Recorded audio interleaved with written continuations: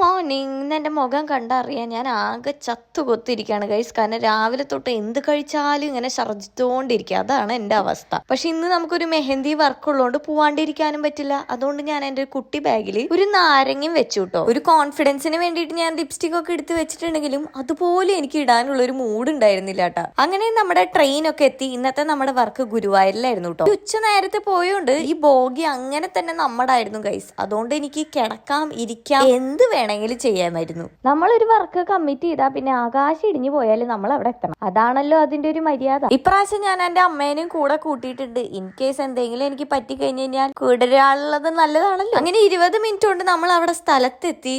ഞാൻ എൻ്റെ വർക്ക് തുടങ്ങി കേട്ടോ. നമ്മുടെ ബ്രൈഡ് ഓൾറെഡി റെഫറൻസ് തന്നിട്ടുണ്ടായിരുന്നു. അപ്പൊ അത് പ്രകാരമാണ് ഞാൻ മെഹന്തി ഇട്ട് കൊടുത്തത്. എങ്ങനെ ഉണ്ടായിരുന്നു, നിങ്ങൾക്ക് ഇഷ്ടപ്പെട്ടോ ഗൈസ്? കമന്റ് ചെയ്യണേ. ഇതാണ് നമ്മുടെ ഫൈനൽ വർക്ക്. ആൻഡ് വർക്ക് കഴിഞ്ഞോടുകൂടി ചാടി പറഞ്ഞ് ഞങ്ങൾ ഇറങ്ങിട്ടോ. കാരണം 6 മണിക്ക് ഒരു ട്രെയിൻ ഉണ്ടെന്ന് പറഞ്ഞിട്ട് നേരെ ഓട്ടോ പിടിച്ചതാണ്. പക്ഷെ അവിടെ എത്തിയപ്പോഴാണ് മനസ്സിലായത് അങ്ങനെ ഒരു ട്രെയിൻ അവിടെ ഇല്ല. പിന്നെ നമ്മളൊന്നും നോക്കിയില്ല, നേരെ കുറച്ചങ്ങ് നടന്നു, ബസ് കയറി വീട്ടിലെത്തി ഗൈസ്. ഇനി നല്ലൊരു ഉറക്കം ഉറങ്ങട്ടെ. അപ്പൊ ബാക്കി അടുത്ത വീഡിയോയിൽ കാണാം. ബൈ.